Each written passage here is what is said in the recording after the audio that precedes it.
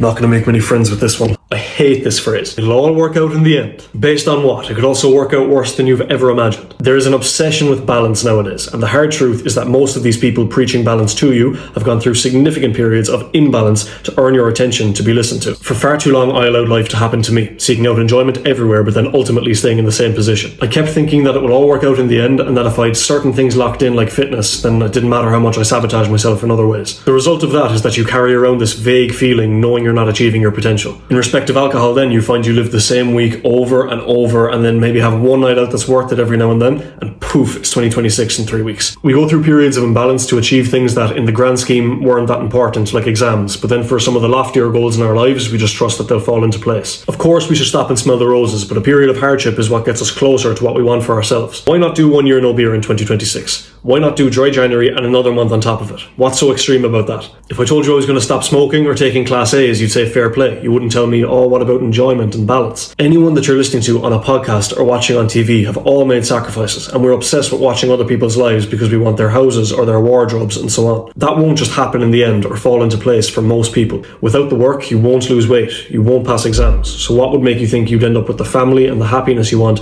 without some work? So whatever it is in your life that's making you relive the same week over and over, think about what your life would look like without that, even if it's just for a period. Imbalance is not toxic, it's root one.